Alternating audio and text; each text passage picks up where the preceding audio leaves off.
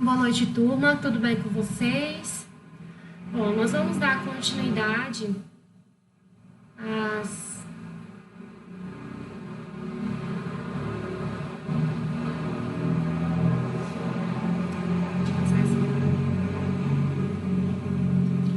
Nós vamos dar continuidade à aula de fisioterapia geriátrica, falando de doenças na terceira idade.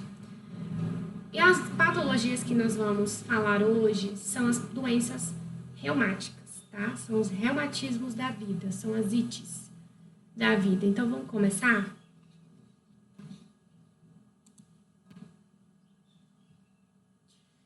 Tá.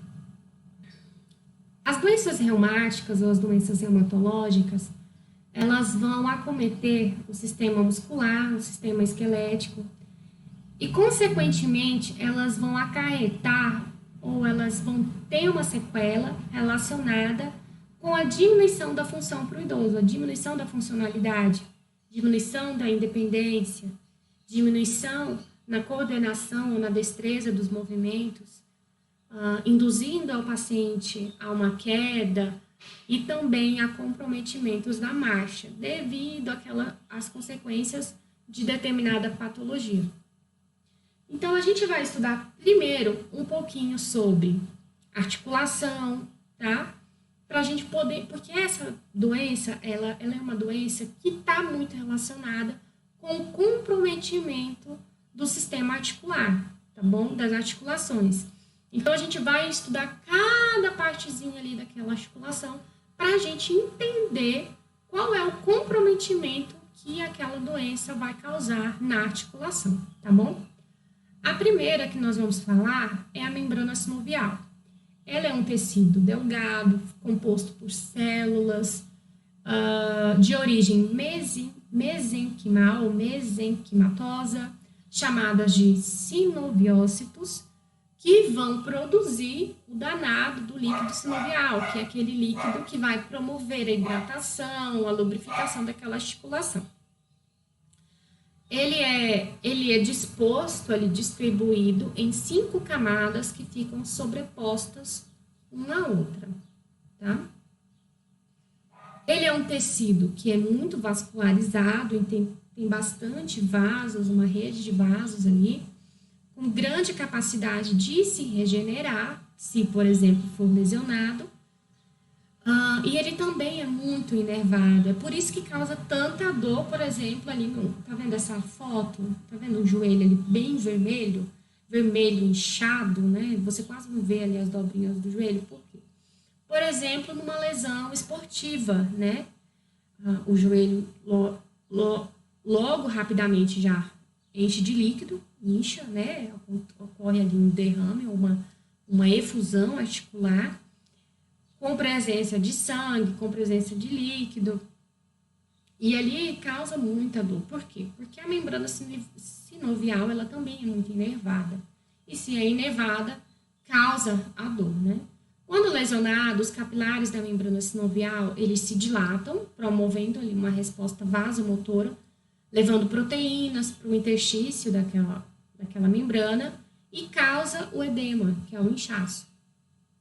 Nos casos crônicos, nas patologias crônicas, a membrana sinovial, ela se encontra constantemente espessada, como, por exemplo, na osteoartrite, na artrite reumatoide, tá bom? O próximo é o líquido sinovial, que é aquele que a gente citou anteriormente. Ele é um líquido com um infiltrado de plasma sanguíneo, com proteínas, mucopolissacarídeos, chamado de ácido hialurônico. Ele é um líquido que é avascular, então contém um número muito pequeno de células. Pode possuir uma coloração transparente, amarelo claro, é um líquido que é bastante viscoso. Então, qual que é a função dele para articulação? Além da lubrificação, ele serve também na difusão de metabólitos para a cartilagem articular e, dessa forma, ele reduz o atrito entre os ossos, entre as articulações. durante o movimento e até mesmo em repouso. Ai, essa imagem ficou atravessada. Tá, aqui era só uma explicação sobre as características desse líquido sinovial, tá? E essa imagem, ela também está disponível lá no livro de vocês de práticas, tá bom? Fisioterapia geriátrica. A próxima é a cápsula articular. A cápsula articular, ela é composta por tecido conjuntivo, fibroso, que pode conter espessamentos específicos, ela contém ali fibras de ligamento, tá bom? Que juntos servem para unir e sustentar as peças ósseas e elas estão muito relacionadas com o movimento daquela articulação. Influenciam diretamente a amplitude de movimento daquela articulação. Ela é formada também por uma rede de vasos ali, tortuosa, com presença também de terminações nervosas, então tem inervação. A cápsula articular, ela se fixa aos ossos através de um tecido de transição, que é um tecido fibrocartilaginoso, que se torna calcificado em sua inserção. Então, a sua inserção é aonde? No osso. Então, naquele ponto, ele é calcificado, mas no seu trajeto, ele é um tecido fibrocartilaginoso, que é o ligamento, tá bom? Ele reage de maneira semelhante à membrana sinovial quando em alguma lesão, ou alguma injúria, ou alguma patologia. Tem um aumento de vascularização, porque ele é um tecido, ele é um tecido que é vascularizado, formando ali, então, após a lesão, um tecido de fibrose, um tecido cicatricial fibroso ou fibrótico, que é pouco elástico, é pouco flexível, e aquilo ali até limita ali a articulação, resultando em um espessamento articular nos ligamentos, promovendo a fragilização do tecido na região daquela cicatriz. A efusão na cápsula articular, efusão é o derrame articular, tá? Ele pode distender as cápsulas e os ligamentos e provoca dor. Por quê? Porque tem a presença de líquido, né? A presença de edema ali. Tem também as estruturas intraarticulares. E a primeira que a gente vai falar é sobre o menisco. Os meniscos são estruturas fibrocartilaginosas, inervadas, vascularizadas, principalmente ali na periferia. Na lesão periférica do menisco, o que é lesão periférica? Nas extremidades do menisco. Então, tem as laterais do menisco e tem o centro. Então, nas extremidades, o processo de reparação, ele leva a uma formação de tecido de reparação, que é um tecido fibroso, inelástico. Enquanto que em áreas sem vascularização, como por exemplo o centro do menisco, é necessário um procedimento cirúrgico para sua reparação. Por quê? Porque é um tecido avascularizado, né? Ele só possui vascularização em suas extremidades. Aqui é uma imagem do menisco, acho que todas as imagens vão ficar assim. Não sei porquê. Menisco lateral, menisco medial do joelho. Qual que é a função desse menisco? Aumenta a congruência das peças ósseas durante a movimentação, diminui o espaço intraarticular, movimento entre disco, osso, absorção de choque, absorção de atrito também, distribuição de carga, proteção para a cápsula articular. A próxima que nós vamos falar é sobre a cartilagem articular, aquela camada que recobre ali o osso. A cartilagem sinovial, ela tem um papel muito importante para o sistema musculoesquelético. Por quê? Ela vai permitir o movimento daquela articulação, diminuindo o atrito dela. Diminui a carga, minimiza o estresse do contato e dissipa ali as energias associadas ao peso, aquela sobrecarga. A cartilagem sinovial, ela é uma cartilagem chamada de cartilagem hialina, formada por condrócitos e também matriz extracelular. Formada em sua maior parte por água, colágeno, proteoglicanas e uma pequena porção de proteínas e lipídios.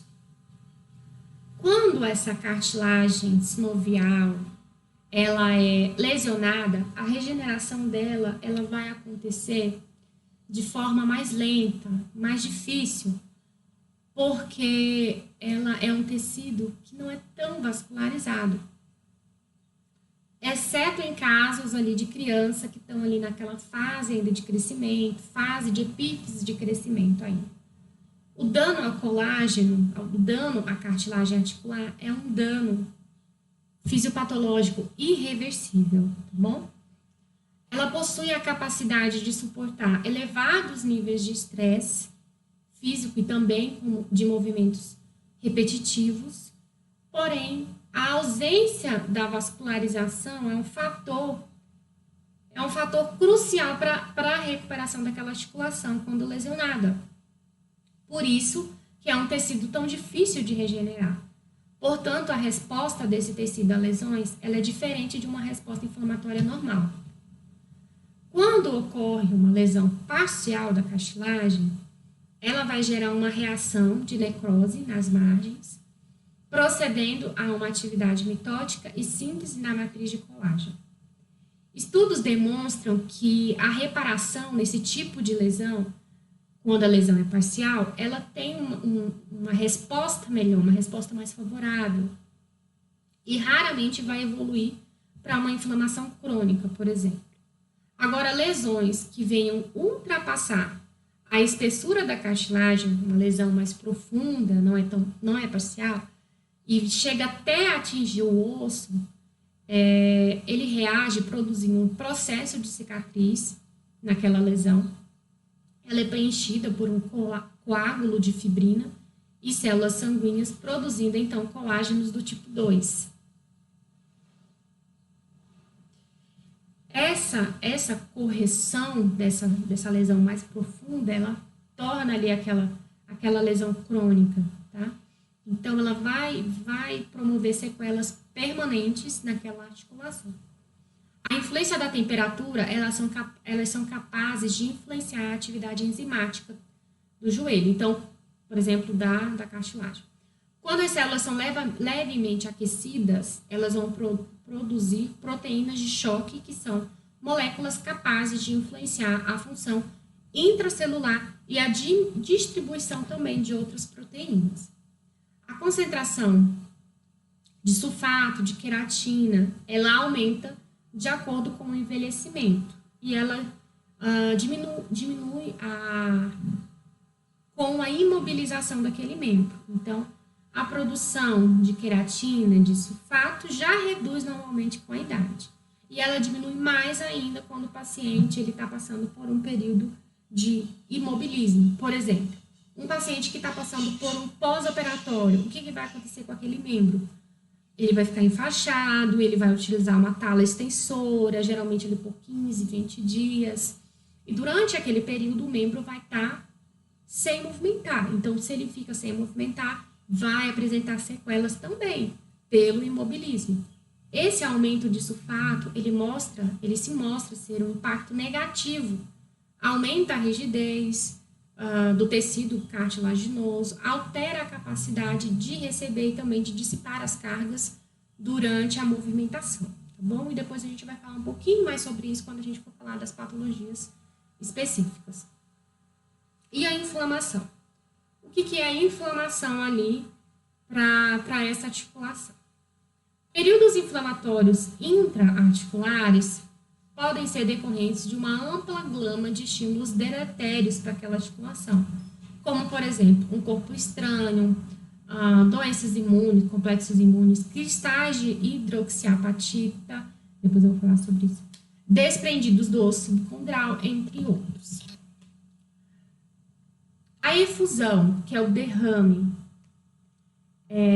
ele compromete a estabilidade daquela articulação devido ao aumento da pressão intraarticular. Se eu aumento o líquido no local, o local já está todo fechado, com as estruturas todas preenchidas.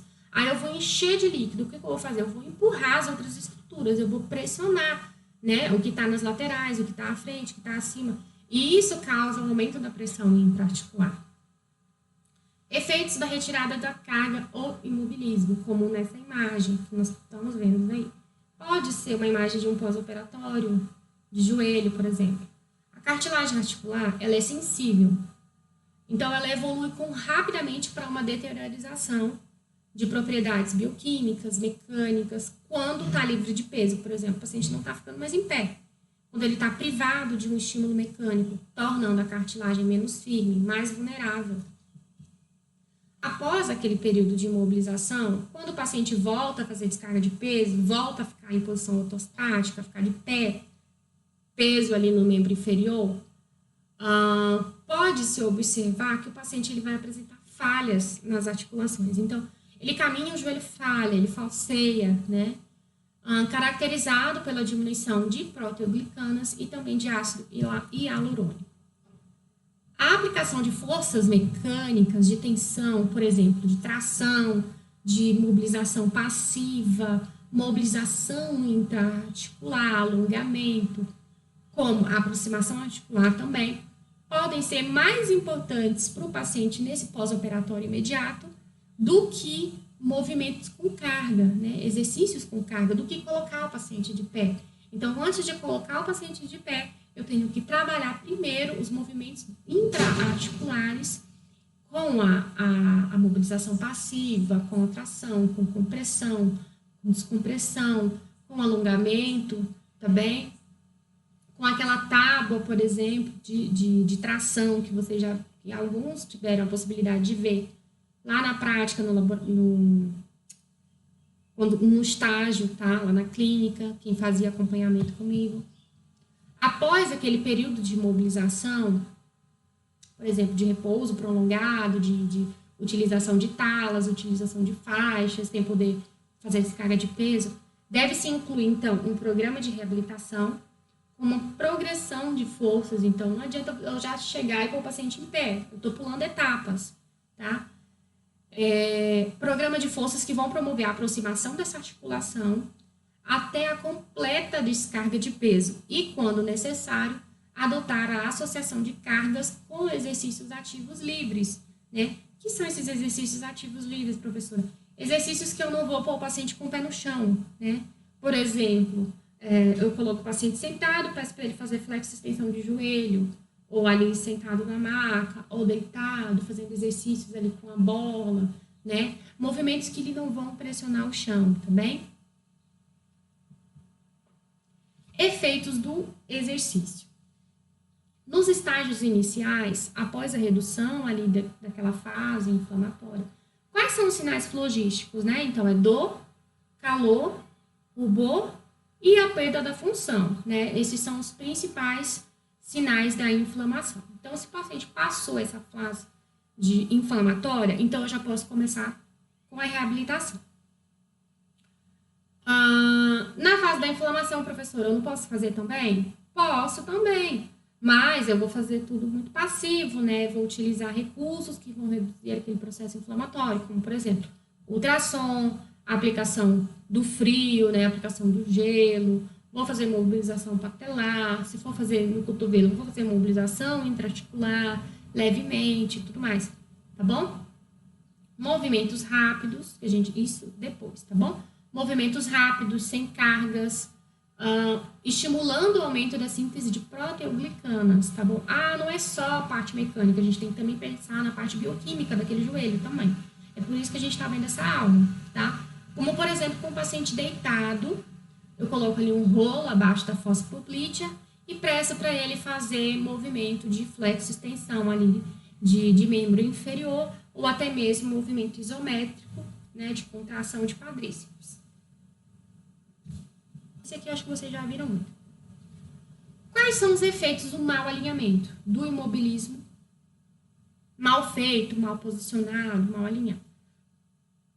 Nos locais onde a pressão sobre o tecido cartilaginoso é excessivo, por exemplo, posicionou de forma inadequada, pode até ser que enfaixou da forma correta, mas o paciente se posicionou numa posição ruim. Por exemplo, eu vou dar um exemplo. Eu tinha um paciente que era um pós-operatório de fratura de fêmur. Era um paciente muito jovem, tinha 15 anos. E ele já estava sem a escola, já tinha mais de mês que ele tinha feito essa cirurgia. Então, eu cheguei para atender esse paciente. O paciente ficava deitado no sofá o dia inteiro assistindo televisão. Ele não ficava mais de pé. Porque no começo ele sentia dor e não podia. Aí depois passou o período que ele deveria ficar e ele não ficou. E ele não fez fisioterapia. E agora, depois de um mês, a mãe foi atrás e conseguiu para ele.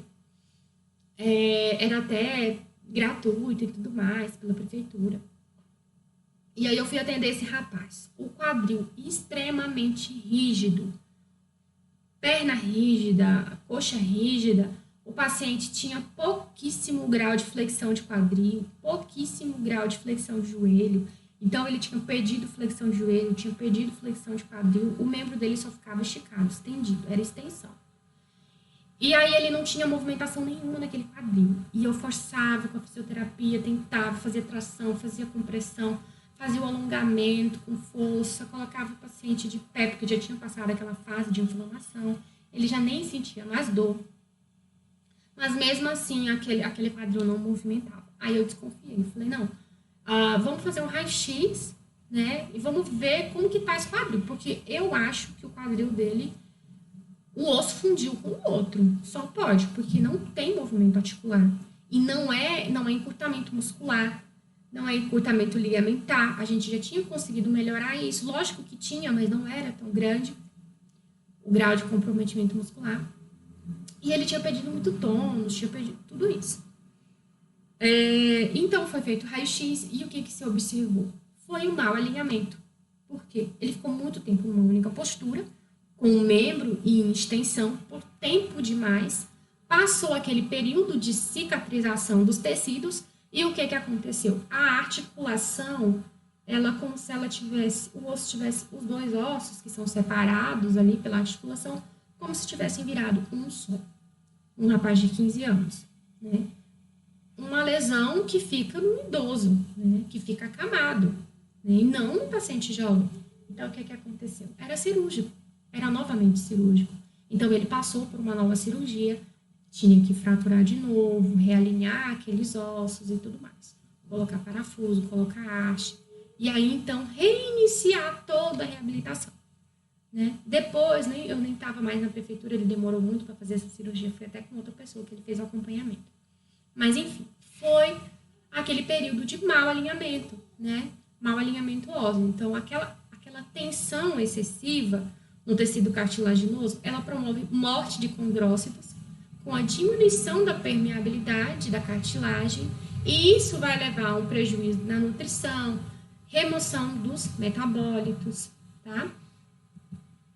Então, a gente falou sobre tudo isso para agora a gente poder falar sobre as patologias. Tá? A primeira patologia que a gente vai falar é a osteoartrose, também chamada de artrose, processo degradativo, processo degenerativo articular.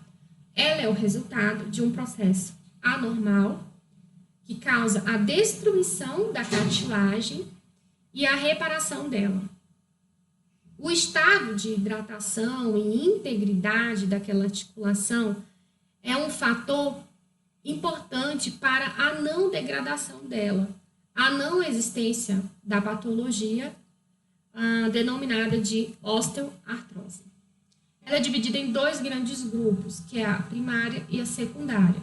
A primária ela é formada por indivíduos que já possuem algum fator genético ali que predispõe ao surgimento daquela patologia, e a secundária, que é formada por indivíduos que, em virtude de alguma agressão, de alguma lesão, por algum período da sua vida, acabou desenvolvendo ali a patologia.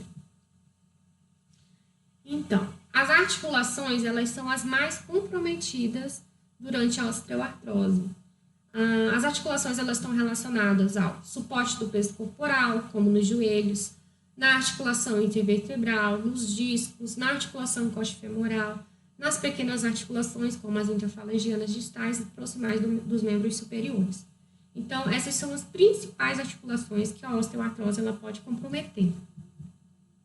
O paciente ele pode apresentar comprometimento unilateral, pode ser também bilateral, mas geralmente unilateral.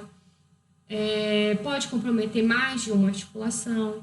Ela é considerada a mais importante das doenças reumáticas, não só por ser a primeira na frequência, mas também pelo impacto socioeconômico e a incapacidade que ela causa no paciente. Então, aquele paciente ele acaba que não consegue mais voltar ao trabalho e ele acaba ali encostando, né? Precisando ficar de benefício. Por quê? Porque ele apresenta uma lesão permanente que atrapalha ali o seu trabalho, ele não consegue mais trabalhar. Ela é uma doença que ela é prevalente após 30 ou 35 anos de idade. 50% das pessoas com essa doença apresentam alterações articulares degenerativas que vão predispor, que vão acabar desenvolvendo ali a osteoartrose após a 5ª década de vida. Então, praticamente essas mudanças estarão presentes em toda a população, sendo que, na maioria das vezes, no sexo feminino. Etiologia e fisiopatologia. Ela é uma doença degenerativa, né, como já foi falado. Consiste em uma sequela nas alterações que envolvem o tecido cartilaginoso da articulação, envolve a membrana sinovial, que é a membrana hialina, e também o osso subcondral. Então, a articulação como um todo. Na cartilagem articular, as mudanças nos condrócitos, na matriz cartilaginosa, vai resultar na perda da estrutura normal e em tentativas de reparação de remodelagem.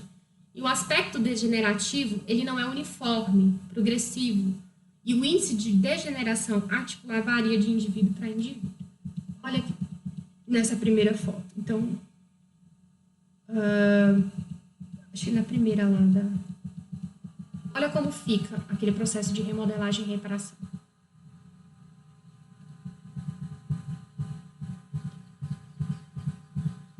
Sei demais.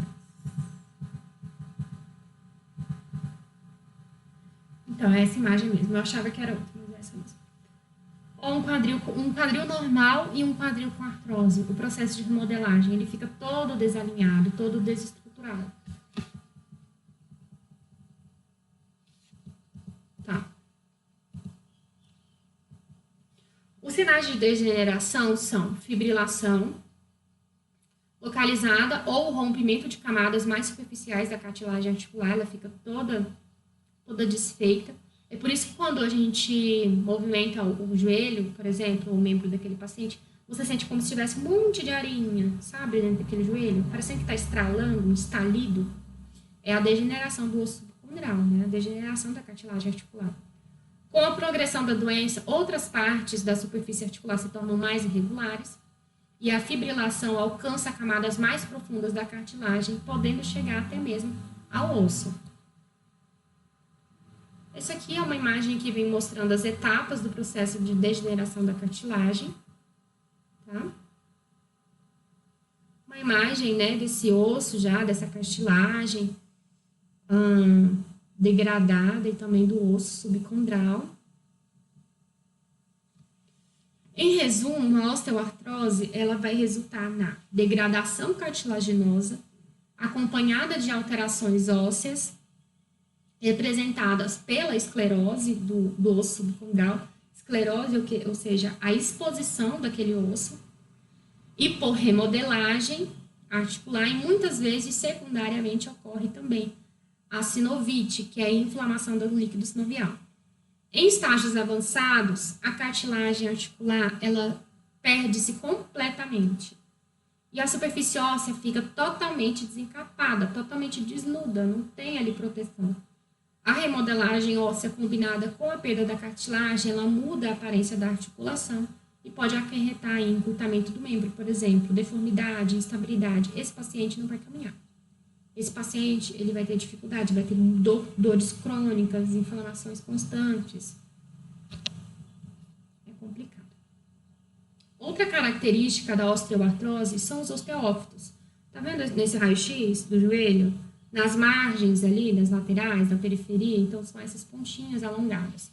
São proeminências fibrosas, cartilaginosas, que usualmente se formam ali na periferia das articulações.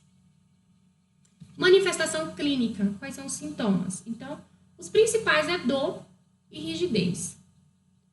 Na fase inicial, ocorre a dor articular localizada, que piora de acordo com a movimentação e melhora no repouso. enquanto que na fase mais avançada, nem mesmo o repouso faz melhorar a dor. Os sintomas eles se relacionam com a destruição articular, episódios agudos de inflamação do líquido sinovial, da sinóvia, bem como o aumento do atrito, da descarga de peso, obstrução do fluxo venoso, espasmos musculares. A rigidez matinal é outra característica da doença. Então, após um período de repouso, por exemplo, o paciente estava dormindo, acordou de manhã, colocou o membro inferior ali para baixo e tentou levantar. Ele não consegue. A articulação está extremamente endurecida, rígida. Então, normalmente aparece antes de alterações radiológicas esse sintoma. E ela pode durar ali cerca de 30 minutos até 1 hora. A rigidez matinal, ela dura em torno de 30 minutos. Já na osteoartrite, ela vai durar muito mais tempo que isso. 1 hora, até mais de 1 hora. Nos joelhos, nota-se dor à palpação, lesão da cartilagem articular, então ela vai estar mais espessada, acompanhada daquela crepitação naquele membro, parecendo que tem areia ali, dificuldade de movimentar aquele membro, dor na movimentação passiva e também ativa. Para o diagnóstico dessa doença, é necessário colher a história do paciente, sinais e sintomas, exames laboratoriais específicos e também exames de imagem. Como, por exemplo, também pode se utilizar raio-x, ultrassom, tomografia, ressonância. A gente utiliza mais o raio-x e a ressonância magnética. Tratamento fisioterapêutico. É necessária uma minuciosa avaliação sobre a condição da articulação daquele paciente e as alterações que ela acarretou. São direcionadas para diminuir a dor, diminuir a rigidez, reduzir a sensação de parestesia, aumento da funcionalidade, manutenção e aumento da força muscular, aumento da estabilidade daquela articulação, aumento de propriocepção e sensação sinestésica. Vamos trabalhar também a marcha, alinhamento postural. Deve orientar a importância do controle do peso corporal e sua relação com a evolução da doença, mostrar vantagens de se praticar exercício, recomendar treino, utilização de órteses para reduzir a descarga de peso, como, por exemplo, a bengala, o andador, a bengala de 4 apoios, né? Promovendo a melhora do alinhamento articular e reduzindo as instabilidades do meu paciente. Orientar o paciente a sentar de maneira correta, a se levantar da cama de maneira correta, a utilização daquele dispositivo auxiliar de marcha, por exemplo. Se a osteoartrite, ela comprometeu só um lado do corpo, só um joelho, o uso da órtese ou da bengala vai ser contralateral à lesão. Se é uma lesão bilateral, então eu vou utilizar um dispositivo que fique bilateralmente. Então, por exemplo, uma muleta, um andador. Né? A próxima patologia é a artrite reumatoide. Essa aqui é danada. Essa é terrível. É uma doença inflamatória, crônica, sistêmica, que pode envolver várias articulações. Ela é sempre bilateral. Ela é sempre simétrica, ela possui causa desconhecida e, na sua maioria das vezes, acomete mais mulheres do que homens, ou mulher só. Essa aqui são umas imagens de pacientes com artrite reumatoide. Além das articulações, pode haver comprometimento de outras estruturas? Sim, porém é menos comum, como, por exemplo, pele, músculos, rins, coração, sistema nervoso, também podem ter alterações desse tipo. Como que é feito o diagnóstico? Sinais e sintomas. O paciente vai apresentar rigidez matinal por pelo menos 1 hora, artrite em pelo menos 3 áreas articulares, artrite de articulações bilaterais, como punhos, interfalangianas proximais, metacarpofalangianas, artrite simétrica, ou seja, compromete os 2 membros, direito e esquerdo, presença de nódulos reumáticos, que é aquela proeminência que você viu lá na primeira foto das mãos, presença de fator reumatoide no sangue e alterações radiológicas específicas. Quais exames devem ser feitos, então? A avaliação laboratorial para avaliar o fator reumatoide, anticorpos contra filagrina, profilagrina e anticorpos contra peptídeo,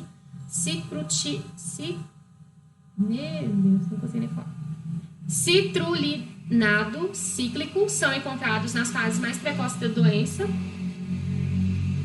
Provas de atividade inflamatória, como VHS, proteína C.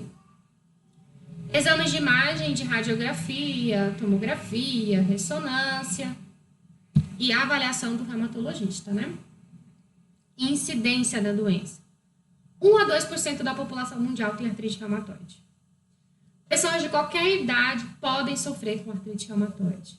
Dos 20 aos 45 anos é mais comum, mas pessoas de qualquer idade. Fatores de risco. Idade e sexo são fatores primários. Então, mulheres são 2 vezes mais atendidas do que homens.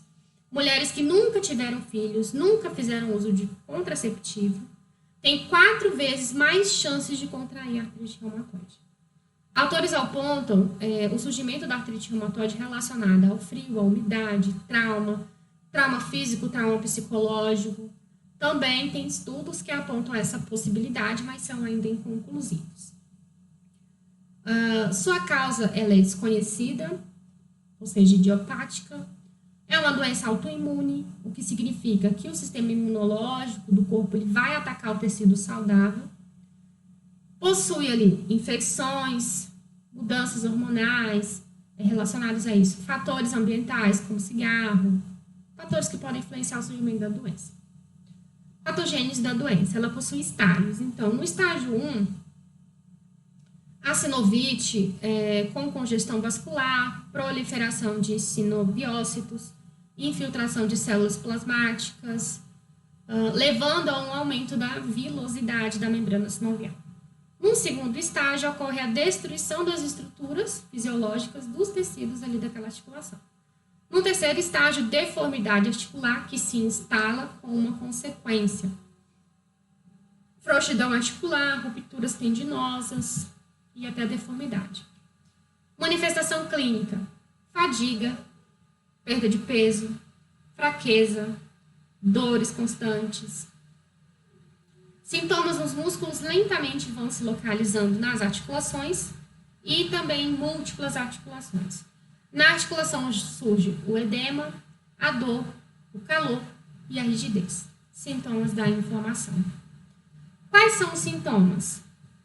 Sintomas inflamatórios, né? Dor, edema, calor, vermelhidão. A articulação inflamada provoca rigidez, fadiga, com a progressão da doença, a destruição da cartilagem articular, desenvolvendo ali no paciente deformidades ósseas, e tudo isso vai fazer com que diminua a independência dele, diminui a funcionalidade dele, diminui a capacidade dele de trabalhar. As deformidades mais comuns da artrite reumatoide ocorrem em articulações periféricas, como dedo em pescoço de ganso, dedo em pescoço de cisne, dedo em botoeira, desvio ulnar, hálux valgo, por exemplo, no joanete. Essas aí são algumas imagens para vocês tentarem compreender um pouquinho.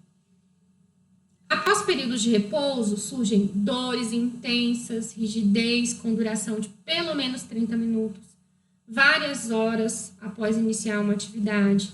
Com a progressão da doença, pode levar a subluxações e deformidades ósseas. E outra manifestação comum é o nódulo reumatoide, que é uma lesão granulomatosa que ocorre em áreas de pressão. Então, por exemplo, ali nas interfalangianas. Qual é o seu tratamento?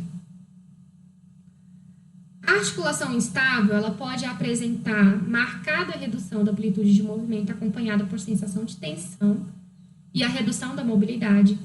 A restauração da mobilidade, ela torna-se importante com cautela, por exemplo, com exercício de tração, exercício de compressão, exercício de mobilização intraarticular, alongamento muscular, alongamento passivo para prevenir contraturas e deformidades.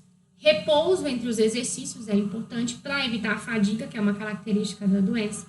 A hidroterapia ela pode ser utilizada também para aumentar o condicionamento físico, o fortalecimento, a flexibilidade, e dessa forma ela diminui o estresse sobre aquela articulação, porque diminui a descarga de peso, né? Eita, gente, terminou. Achei que tinha mais assunto. Mas é isso aí, pessoal. Nós falamos sobre as principais ali doenças que envolvem doenças reumáticas, tá bem? E aí, se vocês se depararem com essa doença, vocês vão saber tratar, tá bom? Então, até a próxima aula. A gente se vê ali nas práticas, revendo todo esse assunto, tá? Se vocês tiverem alguma dúvida, mandem mensagem para mim. Leiam também os capítulos do livro que falam sobre as doenças específicas. A gente vai estudar, acho que a próxima agora é sobre doenças ortopédicas, tá bem?